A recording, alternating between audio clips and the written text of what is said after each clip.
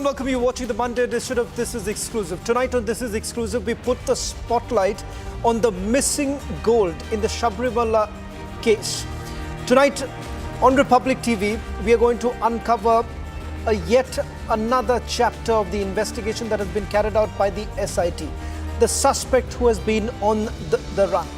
More details coming up on This Is Exclusive, but first let me take you through the headlines we're tracking at this hour.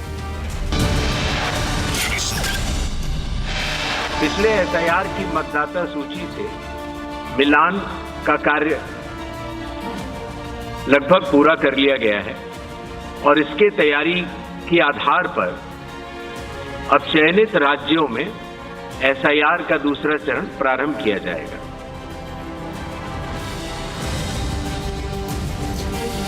Election Commission of India briefs on nationwide SIR, confirms phase 2 rollout of SIR exercise in 12 states. SIR का phase 1 समाप्त हुआ। सबने मिलकर मतदाता सूची को शुद्ध बनाने का कार्य किया और नतीजा आपके सामने है। 0 अपील्स, अर्थात बिहार की मतदाता सूची अधिकतम शुद्ध मानी जाएगी। CEC says SIR is needed to address frequent migration issue, recalls how 0 appeals were made in opposition to exercise. Probe intensifies on the Sabarimala gold loot. 556 grams of gold were allegedly seized from the residence of the prime accused Unnikrishnan Potti. Pakistan panics, now issues one more notification restricting multiple air traffic routes ahead of India's tri-services exercise.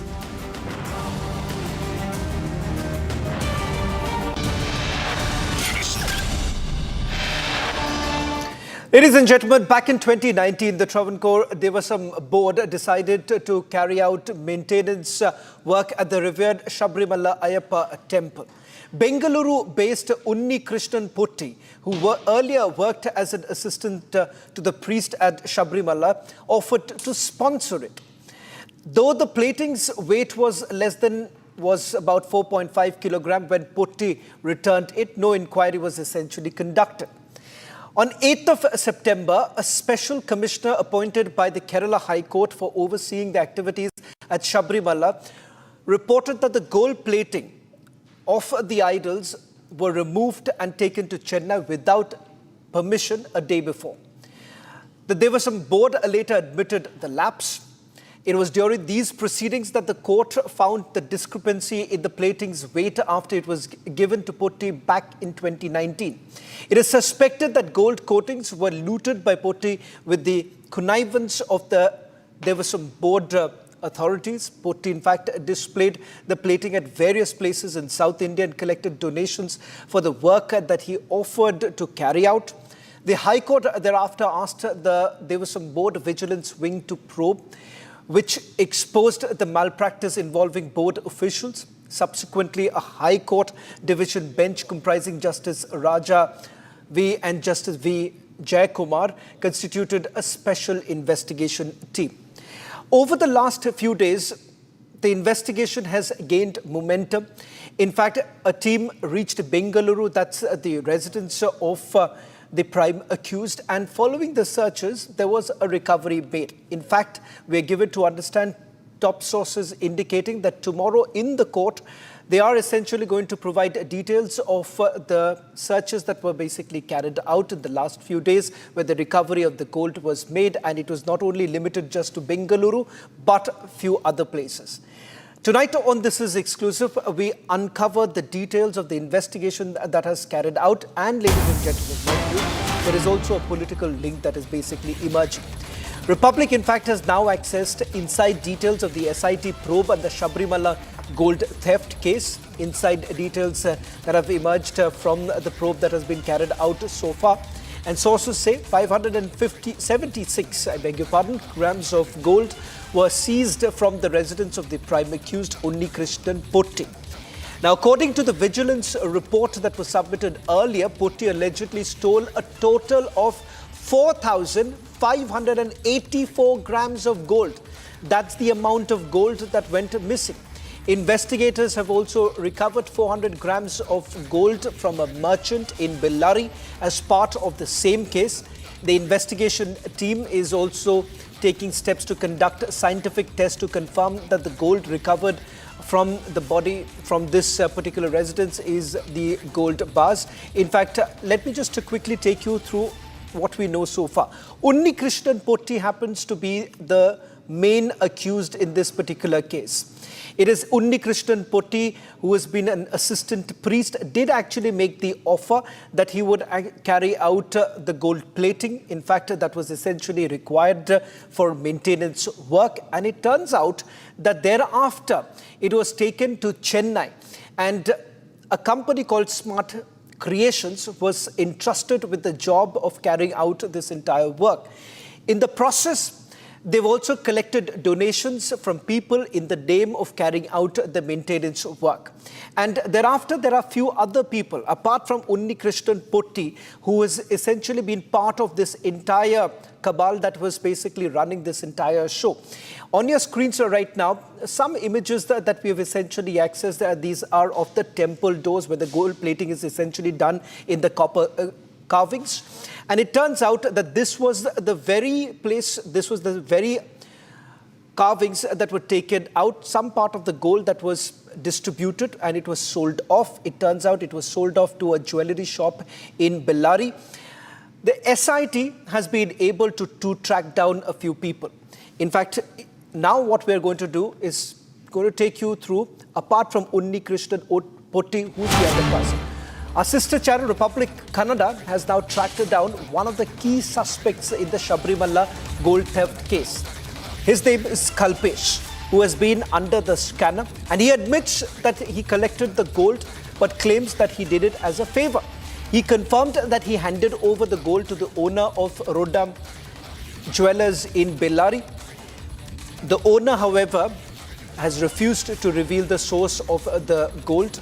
He has also distanced himself from the controversy, denying any involvement. On your screens right now, this is the picture of one of the suspects, that is Kalpesh. In fact, he has also spoken out. We're going to play out that soundbite in a short while from now, where Kalpesh has essentially indicated that he had taken the jewelry, but he had no idea that this gold was of the Sabarimala temple, and in fact he had given it to the Rodam Jewelers, and he says that he had absolutely no idea. Listen to what he had to say. मैं कल्पेश हूँ, कलिकोन jewellers से staff हूँ और उधर 13 साल से काम कर रहा हूँ, 12-13 साल से अप्रॉक्स। और मेरे को रुद्रम ज्वेलर्स से मतलब ऐसे फ़ोन आया था ओनर को, तो मुझे भेजा गया था। वहाँ जाके मैंने रिसीव किया था, मेटल रिसीव किया था। रिसीव करके ला के उसके 7 दिन के बाद उनको जाके दुकान में दिया है Bellary. Do you know Unnikrishnan Potti? जी नहीं, मैं नहीं जानता ऐसे कोई।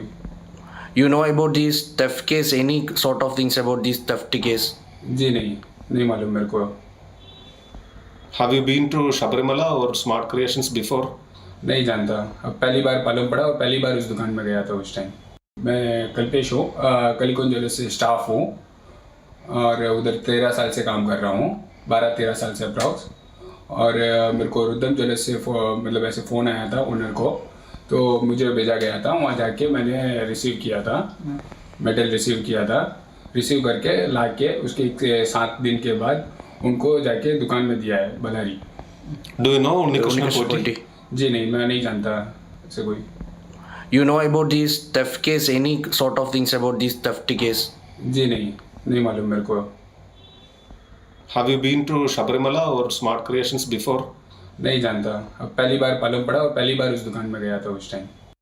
मैं कल्पेश हूँ, कलिकोन ज्वेलर्स से स्टाफ हूँ और उधर 13 साल से काम कर रहा हूँ, 12-13 साल से approx.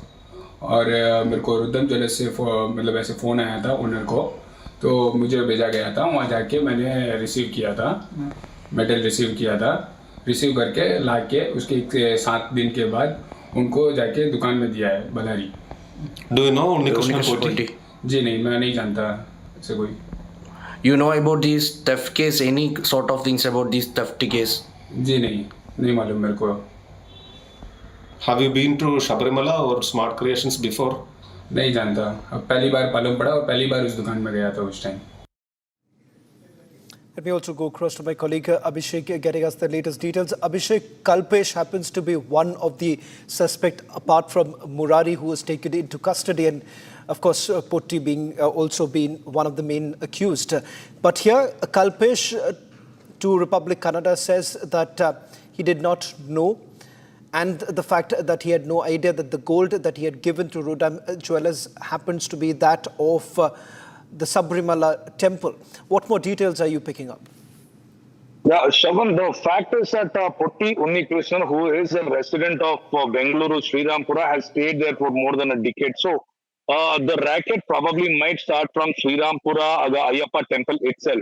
The point that the gold from Sabarimala had been transported, had been shipped, had been delivered to one of the jewelry shops in Bellary, the Rodhan Jewellers. There might be a big racket which has been involved and which has been eyeing on the gold in Sabarimala temple for a long term as of now. The establishment of connection between these people have already been started by the special investigation team of the Kerala Police Department. On the other hand, we've also seen a person who's already claimed that he did the shipment of gold to Rodham Jewellers as a favor because he was asked to do so, and he never knew that this was the gold which was stolen from the Sabarimala temple. On the other hand, we will also have to see what the special investigation team in the next couple of days, because 4.5 kilos of gold is not a small amount, which could have been easily carried in the car or in any other public transport.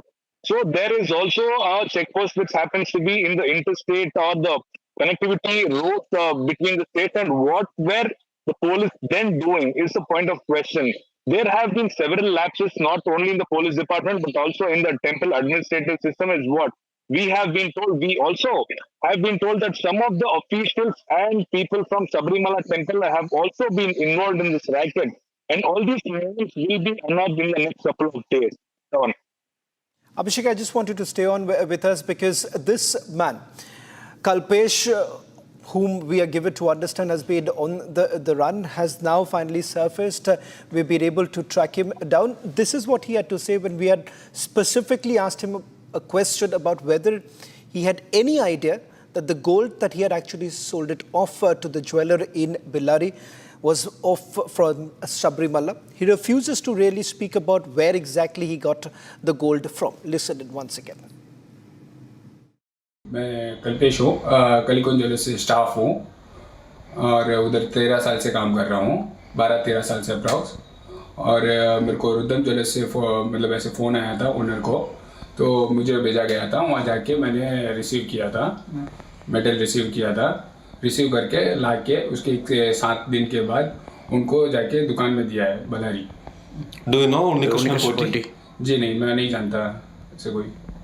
You know about this theft case, any sort of things about this theft case? जी नहीं मालूम मेरे को। Have you been to Sabarimala or Smart Creations before? नहीं जानता, अब पहली बार मालूम पड़ा और पहली बार उस दुकान में गया था उस time. Abhishek, in terms of the investigation that has been carried out by the SIT, we are given to understand a report is likely to be presented before the court tomorrow. What is it that they have to say with regards to this man, Kalpesh, who refuses to even say where he actually got the gold from? It is very clear from the statement of Kalpesh that he had been directed by a person to collect the gold. He doesn't name the person, he doesn't name the location where the gold was collected, and he doesn't even tell on what mode that he was informed to collect the gold and hand it over to the Rodhan Jewellers. On the other hand, there are questions which have already been raised by the special investigation team in front of Kalpesh, because he, despite the questioning about the people who are involved in this racket or how he got it from Sabarimala, he says he had never been to Sabarimala until now. He hasn't gone to the Rodham Jewellers until now. This is the first ever time that he has gone to such a jewelry shop in Bellary. On the other hand, when questioned about the people behind this, people involved in this racket, he hasn't mentioned on the video record as of now. So the police of the Kerala Police Department or the Special Investigation Team have already established the connection between Potti Unnikrishnan, who is a resident of Srirampura, Kalpesh, who also transferred the gold to Rodham Jewelers in Bellary, and various other call detail records have been taken out, have been collected to establish the connection between various other people who are involved, who were involved in the scam. If at all the special investigation team comes out with the proper report, the chances of them they going behind the bars are high. On the other hand, we have also been told many such crimes that are happening in Sabarimala, not only with respect to the gold, but also to the collection of cash and silver items. And there, the ghee also might come out. There is a huge adulteration racket with respect to Sabarimala's ghee, is what we have been informed. So there might be a detailed investigation report from the special investigation team, which will be submitted to the court, and probably they might disclose this to the public so that people involved from the temple administration should also face the public in the next couple of days. Shravan. Thank you very much, Abhishek. A story that we'll be tracking very closely. Republic, the only news network to have tracked down one of the key suspects in the Sabarimala gold theft case. Shifting focus now to the other big story that we are tracking tonight, ladies and gentlemen. Pakistan panics as India preps for the military exercise near Sir Creek. Pakistan, in fact, had to depute its navy. In fact, the Navy chief was there taking stock of the situation at Sir Creek. Now, Pakistan has issued one more notification restricting multiple air traffic routes across a majority of its airspace as India prepares for its tri-services military exercise along the border. Now, what's important here is that this exercise is going to happen close to Sir Creek border.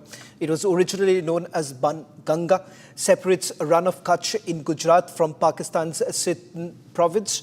It has one of the largest fishing grounds in Asia, and it's home to untapped petroleum and minerals. But beyond that, now for the Pakistanis, it seems that things are going to be far more difficult, keeping in mind that what they're essentially doing as a response is carrying out construction activities along the Sir Creek. In fact, this is the very time that the kind of exercises that are being carried out, and Trishul being one such exercise that was going to begin from 30th of October, and the tri-services which is going to carry out these exercises, is something that hasn't really gone down well with the Pakistanis, because a warning has been sent out by Raksha Mantri Rajnath Singh. For more on this, I'm also going to be going across to Lieutenant General P.R. Shankar. In fact, he's the former DG Artillery of the Indian Army, Professor Aerospace Engineering IIT Madras, and he also runs a YouTube channel, Gana Shot. General Shankar, thank you very much. You have been in that area. You have overseen the activities in Sir Creek area. Thank you very much for joining us. I want you to help us understand when the Raksha Mantri says that Pakistan needs to be wary about what they're essentially doing in the Sir Creek area. What does the Raksha Mantri really mean? What's the messaging that is essentially being done? Look, you'll have to understand the problem in Sir Creek at the outset, right? Pakistanis feel that the Sir Creek boundary or the Pakistan boundary is along the green line, as you can see on the, graphic. But whereas we feel that the India-Pakistan boundary should be at the center of Sir Creek. It's based on the Talweg principle. That's the red line which you're probably showing. Talweg principle says, look, in any waterway or any valley or anything, the heights could be on either side. The center or the lowest point will be with the, will be the median line. And generally in any waterway, the boundary is along the median line. That's the line which is used even between China and Taiwan, the median line. Well, Pakistan has its own ideas, so it claims the area on the western border of the Sir Creek. Now, why is Sir Creek important? Sir Creek is important because there is a chance that we could get a lot of oil in this area. Oil finds could be there. But that's speculative because there's no real, test done or all that. There's no drilling done, no exploratory drilling done. But apart from that, this area is rich in fish, lobsters, crabs, and all that, especially in the upper reaches of Sir Creek. And in upper reaches of Sir Creek, this goes, all around and there's one nala called the Harami Nala, which comes, into India. Rather, it flows from India into Pakistan, then cuts back and go into Sir Creek area. That place is rich for lobsters and things like that, where a lot of smuggling takes place. And as a result, smuggling of everything else also takes place. So there are issues. And this is the same place, remember, a few years back, we just around the time of Op Vijay, before Op Vijay, we shot an Atlantic down of the Pakistanis in this area. They had intruded across and we shot them down on our own airspace. And that aircraft landed largely in the Indian territory. So it's got a history, and this is the place where 65, the Pakistanis came in from the north, not exactly Sir Creek, further to the north. So this place has a history of being in conflict. Now, combine it with the fact that, we've been saying we'll do Op Sindoor 2 and all that. So naturally, if you do a tri-service exercise the way we are talking of, Pakistan will be in a panic, as you mentioned earlier. So they would be worrying. It's not a matter of Sir Creek or what the Raksha Mantri has said, but it is more the matter of having a huge tri-service exercise in that area. So this is what I have to say. We can take this forward. General Shankar, what's your understanding of the situation across the border?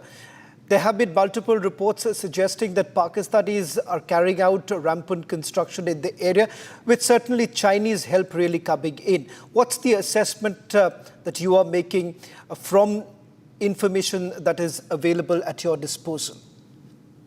Look, they are carrying out construction, they're carrying out infrastructure improvement across the Sir Creek, so that at some point of time, they might create a situation for us where, it'll become a flashpoint and things like that. And look, this area is not amenable to major amphibious operations and great operations, but it is amenable to being, or rather it is susceptible to become a flashpoint. So a flashpoint here could trigger anything else more, right? And plus the fact that, Pakistan, these days is searching for oil, and imaginary though, and feels that even here it could get oil and it could do exploration and things like that. And if in this area they do strike oil, and if they don't have a good posture out here, then they become vulnerable. They worried that we could start interfering in all their exploration activities also. So that is why they're trying to, I wouldn't call it a very aggressive posture, but it's more shoring up their own defenses. But the Pakistani way is that even in shoring up their defenses, they will show aggression. So that is why our defense minister very clearly mentioned that if they do something, they'll get a nice reply for all this. He said this sometime last month. But that is not, that's there as it is. But we have to understand this exercise which our, defense ministry has planned is critical. Look, it's critical for us because we want to do jointmanship and doing training, all that, and such a big exercise of this kind, we would be trying out a lot of new concepts. We are also looking at theaterization. We're looking at joint forces command and all that. So many concepts would be tried out here. But Pakistan is in a panic because such an exercise, if it starts off, especially with the fact that, they've already threatened, Asim Munir has threatened using nukes, all that. So they're worried. And that is why they've also issued a NOTAM. And I'm very sure that by now they're flying their aircraft left, right, and center and put all their surveillance devices up. And they're trying to monitor whatever is going to go on. They will monitor our exercise, which is to start on 30th October. But I think in a way, it keeps Pakistan on the hop. You issued a NOTAM. This NOTAM is not only just on this Sir Creek area and off Run of Kutch and into the North Arabian Sea, but we've also issued NOTAMs along the coast, along the Karwar coast, where we would be flying unmanned systems and things like that. So that has really put Pakistan in a tizzy. They don't know what to do. Right. I mean, look at it from the Pakistani point of view. What if suddenly this tri-service exercise turns into an attack? That must be their thinking. And hence they're taking precautionary steps. And that's the way I look at it. Well, thank you very much, General Shankar, for putting this into perspective. This comes from someone who has overseen various operations in that area. And more importantly, with the tri-services that is going to carry out this exercise, as General Shankar points out, this is going to send the Pakistanis into a tizzy, given the fact there are multiple operations that are to be carried out, multiple exercises, simulation exercises that would be carried out. Thank you very much, General Shankar, for joining us on this broadcast. Well, that's all that we could pack in this edition of This Is Exclusive. Coming up, trending with my colleague Rakshit.